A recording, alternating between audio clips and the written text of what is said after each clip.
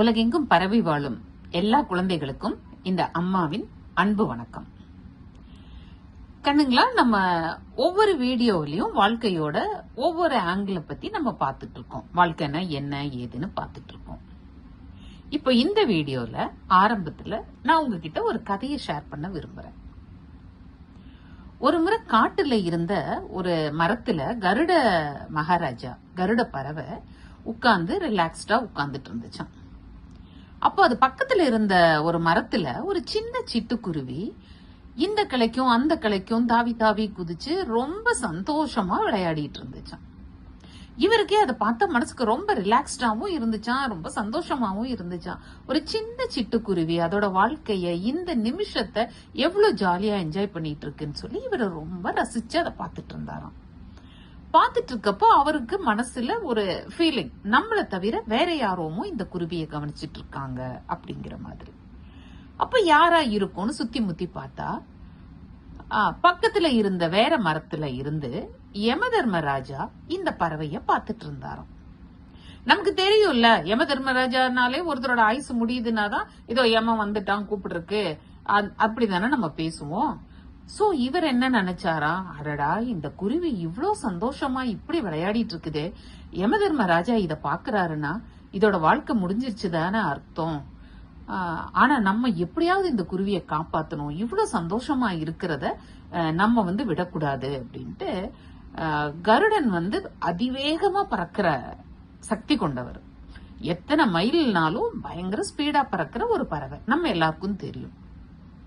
இப்போ அவர் டக்குன்னு அவரோட கால்களால அந்த குருவியை தூக்கிட்டு இங்க இருந்தா தானே யமதர்மன் இந்த குருவியை எடுப்பாரு, இது இன்னும் கொஞ்சம் சந்தோஷமா இருக்கட்டும்னு சொல்லி அதை எடுத்துட்டு ரொம்ப தூரம் பறந்து போயிட்டாராம். பலாயிரம் மைல டக்குன்னு கடந்து போயிட்டாராம். போய் அங்க தூரமா இருந்த ஒரு மரத்துல கொண்டு போய் இந்த குருவிய வச்சாராம்.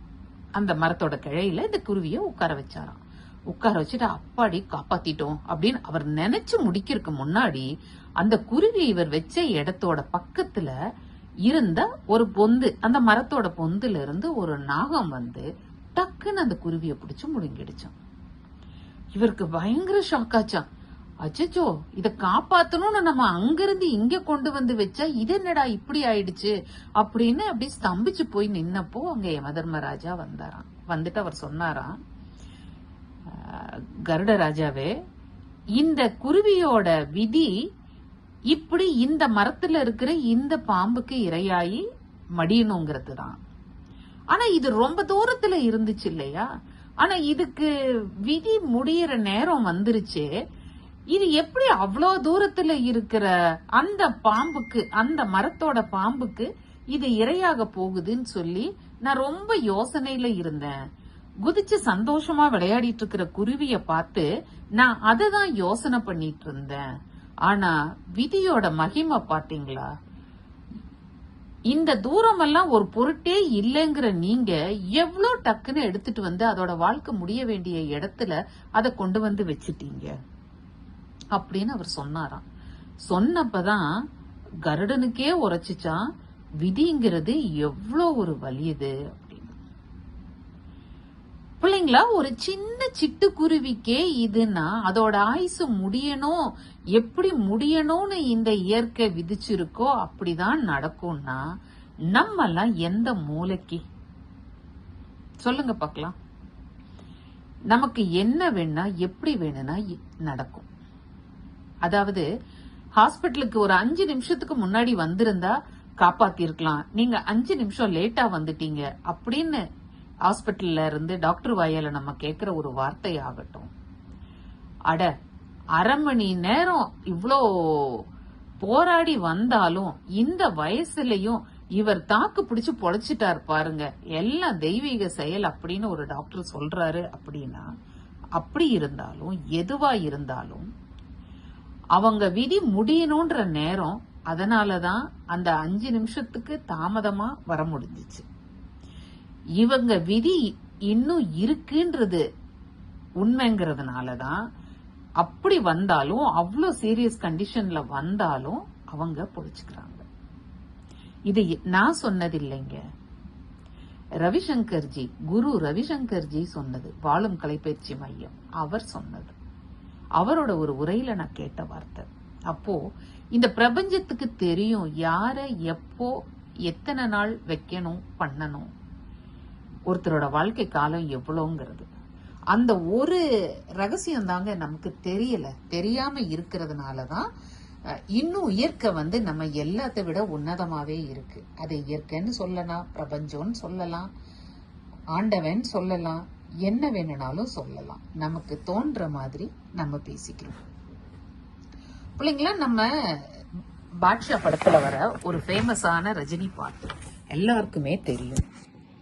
அதாவது வாழ்க்கையை 8 8 பிரிச்சுக்கணும் அப்படின்னு ஒரு பாட்டு வரும் இல்ல. மனுஷன் வளர்றது இப்படிதான் மனுஷனோட வாழ்க்கை. முதல் 8 கல்லாத கல்வியும், 2வது 8 படிக்காத படிப்பும், 3வது 8 செய்யாத கல்யாணமும், 4வது 8 பெத்துக்காத பிள்ளைங்களும், 5வது 8 சேர்த்துக்காத செல்வமும், 6வது 8 நம்ம ஊரெல்லாம் சுத்தி பார்த்துக்கணும், 7வது 8 ரெஸ்ட் எடுத்துக்கணும், 8வது 8க்கு மேல இருந்தோம்னா வாழ்க்கையே சிக்கலு, வாழ்க்கைய 8 8 பிரிச்சுக்கணும் அப்படின்னு சொல்லி ஒரு பாட்டு. அது ரொம்ப ரசிச்சோம், நம்ம எல்லாரும் ரொம்ப ரசிச்சோம். அது சக்கப்போடு போட்ட பாட்டு, உங்களுக்கும் தெரியும். சந்தேகம் இருந்தா பாட்ஷா படத்தோட பாட்டுன்னு போட்டு 8 8 வாழ்க்கைய பிரிச்சுக்கோங்கன்ற பாட்டை நீங்க போய் கேட்டு பாருங்க. ஆனா மனுஷன் வளர்றத 4 பருவமா சைக்காலஜி பிரிச்சிருக்கு. அதுலயும் அது 0 to 24, அதுல 6 வருஷத்தை ஒரு சைக்கிளா பிரிச்சிருக்காங்க. 0 to 6, 6 to 12, 12 to 18 and 18 to 24. இந்த சைக்காலஜி என்ன சொல்லுதுன்னா, இதுல இந்த பாடம் என்ன சொல்லுது அப்படின்னா, இந்த ஒவ்வொரு ஸ்டேஜ்லயும் குழந்தை ஒவ்வொரு பரிமாணத்தோட இருக்கும். இளம பருவம், 2 பருவம், அப்புறம் டீனேஜ், அப்புறம் அடல்ட்ஹுட், இப்படி ஒவ்வொரு ஸ்டேஜா இருக்கு. முதல் 6 வருஷத்துல கத்துக்கிறது அத ஒரு மாதிரி மைண்ட்ல எல்லாம் ரெஜிஸ்டர் பண்ணிக்கும். ஒரு குழந்தை ஒரு மாதிரி இருக்கும்.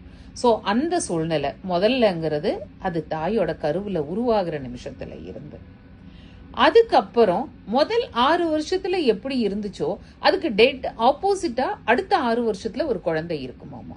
அதோட பிஹேவியர்ஸ் மாறுமா. முதல் 6 வருஷத்துல நம்ம சொல்ற பேச்சையெல்லாம் கேட்டு நம்ம கரெக்டா இருக்கிற பட்சத்துல சொல்ற பேச்சையெல்லாம் கேட்கிற குழந்தை அடுத்த 6 வருஷத்துல என்ன, எதுக்கு, ஏன் அப்படின்ற கேள்வியை கேட்குமா. 3வது 6 வருஷத்துல எல்லாம் எனக்கு தான் தெரியும், உங்களுக்கெல்லாம் என்ன தெரியும் அப்படிங்கிற ஒரு ஆட்டிடியூடோட அந்த குழந்தை இருக்குமா, அந்த குணநலன்கள். 4வதுல தான் பார்க்கிற உலகத்தை இதுதான் வாழ்க்கை அப்படின்னே தீர்மானிச்சுக்குமா. இப்படிதான் பேசிக்கா ஒரு குழந்தையோட வாழ்க்கை ஒரு மனுஷனா உருவாகுது. ஒரு சின்ன குழந்தையில இருந்து அது ஒரு முழு மனிதனா உருவாகுது அப்படின்றத சொல்லியிருக்காங்க. இந்த 24 வருஷத்துல நம்மளோட சுற்றுப்புற சூழல்ல என்னென்ன நடக்குதோ அது எல்லாமே அப்சர்வ் பண்ணி அவனுக்கு எது பிடிச்சிச்சோ அவனோட ஜெனட்டிக் வேல்யூக்கு ஏத்த மாதிரி அதை ஒரு குணமா வச்சு அதோட தான் வாழுமா.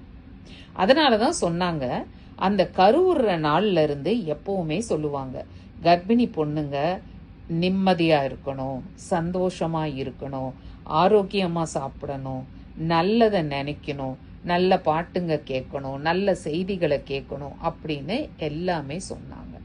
இது எல்லாத்துக்கும் மேல ஒண்ணு சொன்னாங்க தெரியுமா, ஊராம் பிள்ளைய ஊட்டி வளர்த்தா தம் புள்ள தானே வளரும் அப்படின்னு ஒரு சொல்லும் நம்ம பெரியவங்க சொல்லியிருக்காங்க.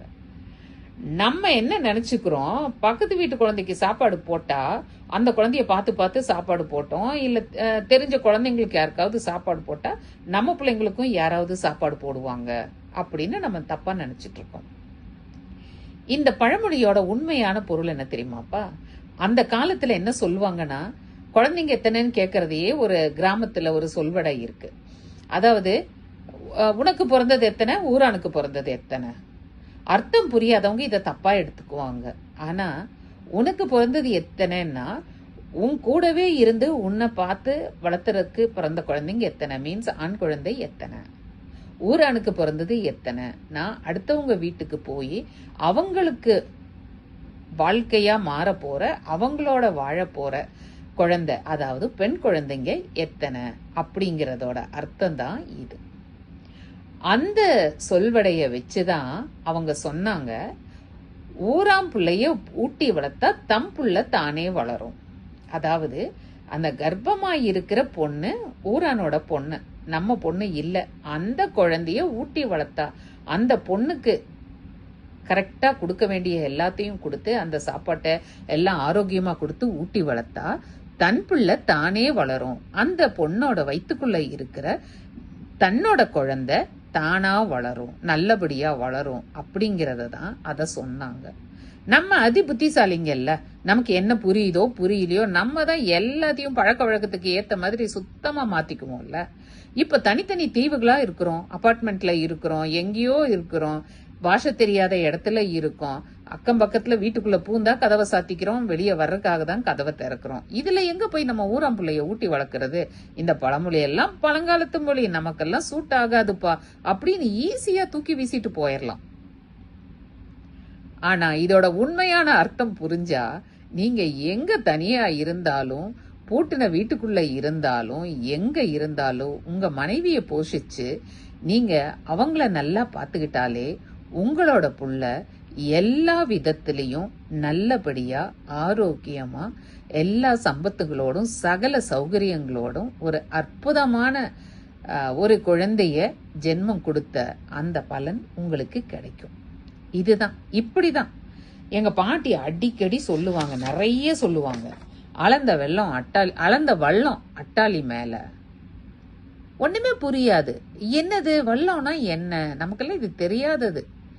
என்னது அப்படின்னு கேட்டா சொல்லுவாங்க, அரிசியை அளக்குறதுக்கு, அரிசி பருப்பு வாட் எவர் இட் இஸ், அதை அளக்கு மெஷர் பண்றதுக்கு ஒண்ணு வச்சிருப்போம்ல, அது அட்டாளியில உயரத்துல வச்சிருப்பாங்க. அந்த மாதிரிதான் நம்ம எதை வச்சு நம்ம செயல்களும், நம்ம என்ன செஞ்சோமோ அந்த செயல்கள் எல்லாம் தான் நமக்கு மேல நிக்கும் அப்படிங்கிறது தான் அதோட அர்த்தம். கண்ணுங்களா, வாழ்க்கைங்கிறதுல நல்லதும் இருக்கு, கெட்டதும் இருக்கு. கஷ்டம், நஷ்டம், சிரிப்பு, அழுக, அவமானம், பெருமிதம், ஏழை, பணக்காரன், உயர்வு, தாழ்வு, பெருமை, சிறுமைன்னு நிறைய இருக்கு. எல்லாமே ரெண்டு ரெண்டா தான் இருக்கு. ஏன், நமக்கு எல்லா ஃபெசிலிட்டியும் அள்ளித்தர கரண்ட்லயே பாசிட்டிவ் நெகட்டிவ் இருக்கு. இத பார்த்துதான் நம்ம வளர்றோம். நம்ம பாசிட்டிவா எடுத்துக்கிட்டு நம்ம பாசிட்டிவ் கேரக்டரை நம்மளை டாமினேட் பண்ண விட்டோம்னா நம்ம ஒரு பெரிய சக்சஸ்ஃபுல் பர்சன் ஆகிறோம். இல்லை நம்ம நெகட்டிவ்களை நிறைய அப்சர்வ் பண்ணி அந்த நெகட்டிவ் கேரக்டர்ஸ் நம்மளை டாமினேட் பண்ண விட்டா நம்ம ஒரு ஃபெயிலியர் பர்சனா மாறுறோம். சக்சஸ் ஃபெயிலியர் நீங்க சொல்றது நீங்க காசு பணம் சேர்த்தி வைக்கிறதையோ சொசைட்டில எப்படி இருக்கீங்களோன்றதையோ அல்ல, அது வேற. எல்லாத்துக்கும் முதல்ல ஃபர்ஸ்ட் என்ன வேணும் தெரியுமா? அந்த சக்சஸ்ங்கிறது நீங்க சந்தோஷமா இருக்கீங்களா இல்ல துக்கமா இருக்கிறீங்களா, நிம்மதி இல்லாம இருக்கீங்களான்றதுதான். சந்தோஷமா நல்லபடியா இருக்கும்னா நம்ம பாசிட்டிவா இருக்கோம்னு அர்த்தம். ஆனா துக்கமா எதையோ இழந்த மாதிரி ஒரு பரிதாபத்துல இருக்கிறோம் அப்படின்னா அது நெகட்டிவ் மாதிரி.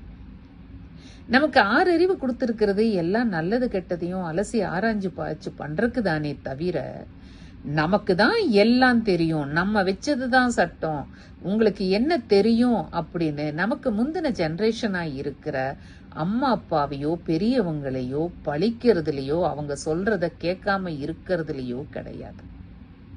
இவங்களுக்கு ஒன்றும் தெரியாது, இவங்க கரெக்ட் இல்லை அப்படின்னு நம்ம ஒரு ஒப்பீனியன் வச்சுக்கிறோம். யாரை பார்த்து? அடுத்தவங்கள பார்த்து, மேபி அடுத்தவங்களோட பேரண்ட்ஸை பார்த்து, இல்ல அடுத்த சக்சஸ்ஃபுல்லா இருக்கிறவங்கள பார்த்து. இதையெல்லாம் சொல்ற நம்ம வயசுல சக்சஸ்ஃபுல்லா இருக்கிற எத்தனையோ பேர் இருக்காங்கல்ல, அவங்க செஞ்ச சாதனைகள்னு நிறைய இருக்குல்ல, அதுல நம்ம எந்த இடத்துல இருக்கோம்னு உங்களை நீங்களே கேள்வி கேட்டு பாருங்க. பெத்தவங்கள சொல்றமே நீ இதை செய்யல அதை செய்யல அப்படின்னு, நம்ம வயசுல இருக்கிற கோடானு கோடி பேர்ல எத்தனை பேர் எத்தனை விதத்துல ரொம்ப சூப்பர் டூப்பரா இருக்காங்க. ஆனா நம்ம என்ன பண்ணிட்டு இருக்கோம் அப்படிங்கிறத பாருங்க. கண்ணுங்களா, அன்பிற்குண்டோ அடைக்கும் தாள், லவ் அண்ட் அஃபெக்ஷன். அது நீங்க காசு பணத்தை கொடுக்கறதுனால மாத்திரம் எல்லாமே சரியாயிடாது. ஒரு சேரிட்டியில போனா கூட தான் காசு பணம் கிடைக்குது. ஒரு என்ஜிஓ நடத்துற ஒரு ஹோம்ல சேர்ந்தா கூட தான் காசு பணம் வருது. பேசிக் எல்லாம் கிடைச்சிடுது. ஆனா அதுலயா எல்லாரும் ஹாப்பியா இருக்காங்க? எதுல ஹாப்பியா இருக்காங்க? அவங்களுக்கு என்ன வேணுமோ அது கிடைக்கிறதுல அவங்க ஹாப்பியா இருக்காங்க. அந்த வேணுங்கிறது என்ன, அத சொல்லுங்க. இந்த கேள்விகளை நம்மளே நம்ம கேட்டுக்குவோம், ஆலோசிப்போம். நிச்சயமா ஒரு கருத்து கணிப்பு நம்மளுக்குள்ளேயே வரும். நம்ம என்ன பண்ணிட்டு இருக்கோம், நம்ம எப்படி இருக்கோம் அப்படின்ற சில ஆலோசனைகள் நமக்குள்ள வரும். இப்படி இத கேட்கிற நீங்க யோசிக்க ஆரம்பிச்சாலே இந்த கருத்துக்கள் உங்களை வந்து ரீச் ஆயிடுச்சு அப்படிங்கிற ஹாப்பினஸ் நிச்சயமா எனக்கு ஆட்டோமேட்டிக்கா இந்த யூனிவர்ஸ் கொடுத்துடும். பிள்ளைங்களா, எப்பவுமே சொல்றதுதான், அதை தான் நான் மறுபடியும் சொல்றேன். நான் சொல்ற எல்லா கருத்துக்களும் எல்லாருக்கும் பிடிக்கணுங்கிற அவசியம் இல்லை. எல்லாருக்கும் ஒத்தும் வராது. நிறைய உதாரணங்கள் இருக்கு. நம்மளை சுத்தி வாழ்ற ஒவ்வொரு மனுஷரும் ஒவ்வொரு குணாதிசயங்களோட இருக்காங்க, ஒவ்வொரு மாதிரி இருக்காங்க. இதுல அவங்கவங்களோட சந்தோஷங்கிறது, அவங்கவங்களோட எண்ணங்கள்ன்றது தனிப்பட்ட விருப்பம். யாருக்கும் யாரும் எதுவும் சொல்லிட முடியாது. ஏன் இந்த காலத்துல பெத்தவங்க தங்க சொந்த பிள்ளைங்களுக்கே சொல்லிட முடியாது. பக்கத்து வீட்டு குழந்தை நல்லா கேட்கும், ஆனா நம்ம பிள்ளை நம்ம சொல்ற பேச்ச கேட்காது. இதுதான் யதார்த்தம். ஏன்னா ஆலமரத்துக்கு அடியில இருக்கிறப்போ அந்த நிழலோட அருமை தெரியாது. வெயில் இல்லையேன்ற ஏக்கம்தான் இருக்கும். வெயில்ல வாடி வதங்குறவங்களுக்கு தான் அந்த மரத்தோட நிழல் எவ்வளவு சுகம்ன்றது தெரியும். இதுவும் வாழ்க்கையோட ரொம்ப ரொம்ப யதார்த்தமான ஒரு விஷயம்தான். தப்பே கிடையாது. நான் பிடிச்ச கருத்துகள் உங்களுக்கு பிடிச்சிருக்குதுன்னா, நான் சொன்ன கருத்துகள் உங்களுக்கு பிடிச்சிருக்குதுன்னா, ஒத்த மனசுள்ளவங்களோட ஷேர் பண்ணிக்கோங்க. உங்க கமெண்ட்ஸை எனக்கு கொடுங்க. I am open to accept your comments. அடுத்தடுத்து பேசலாம். அதுவரை உங்ககிட்ட இருந்து விடைபெறுவது அன்புடன் அம்மா. வாழ்க வளமுடன். கண்ணுங்களா, பிடிச்சிருக்கிறவங்க சப்ஸ்கிரைப் பண்ணுங்க. நன்றி.